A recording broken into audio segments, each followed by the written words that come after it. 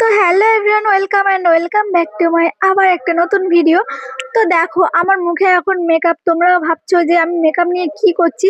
তো এটা হচ্ছে দুদিন আগেকার ব্লগ। তো আমার বৌদি একটা ইচ্ছা হয়েছিল যে কাউকে সাজাবে ব্রাইডাল, তো আমার ওপরে সে সাজিয়েছিল। তো সেদিন আমি একটা শর্ট ভিডিও ছেড়েছিলাম আর বলেছিলাম যে আমার বিয়ে হচ্ছে তাই।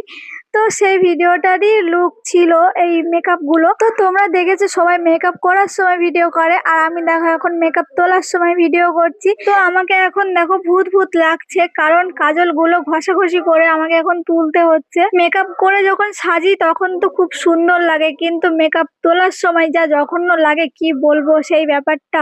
যারা মেকআপ তোলে তারাই একমাত্র জানে এই ব্যাপারটা। তো যাই হোক, আমার এখন ঘষাঘষি করে মেকআপ তোলা হয়ে গেছে, প্রায় কমপ্লিট। তো আমি এখন হালকা করে একটু গোলাপ জল দিয়ে দেব মুখে, কারণ মুখের মধ্যে এত কিছু দিয়েছি, মুখটা একটু ঠান্ডা করতে হবে। তো আমি কিন্তু জানি না গোলাপ জলটা কিসের জন্য সবাই মুখে মাখে, কারণ আমি তো মেকআপ করার পরে মুখটা একটু জ্বালা করে বলেই মুখটা ঠান্ডা করার জন্য গোলাপ জলটা দিই। কারণ গোলাপ জলটা দিলে আমার মুখে একটু হালকা হালকা ঠান্ডা ঠান্ডা ভাব লাগে। তো তোমরা কিসের জন্য গোলাপ জল মাখো অনেকেই, তো আমাকে কমেন্ট করে একটু বলে যেও, কারণ আমি জানি না গোলাপ জলটা কিসের জন্য মাখে। আমার যেটা মনে হয় আমি সেই কারণেই মাখি আর কি। তো আমার এখন গোলাপ জলটা দিয়ে মুখটা ক্লিন করা হয়ে গেছে। একটু হাতের সাহায্যে আমি এখন মুখে হাওয়া দিয়ে নিচ্ছি। তো আমি অনেকদিন পরে আবার আজকে ছোট টিপ পরবো। তো তোমরা সবাই বলবে আমাকে ছোট টিপ পরে বেশি মানাচ্ছে নাকি বড় টিপ পরেই মানায়। একটা সময় ছিল আমি এই ছোট টিপ ছাড়া কোনো টিপই পরতাম না, আর এখন বড় টিপ ছাড়া আমি ছোট টিপ পরি না। তো অনেক দিন পরে আজকে আবার ছোট টিপ পরেছি, কারণ এগুলো আমার অনেকদিন কেনা ছিল, সেই কত 2 বছর আগে।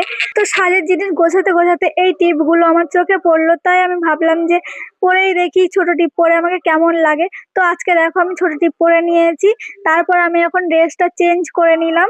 তো একটা আসল কথা তো তোমাদের বলাই হলো না। তো আমাদের চৌমাথায় 7 দিন, 7 দিন না 7-8 দিন হবে, তারও বেশি।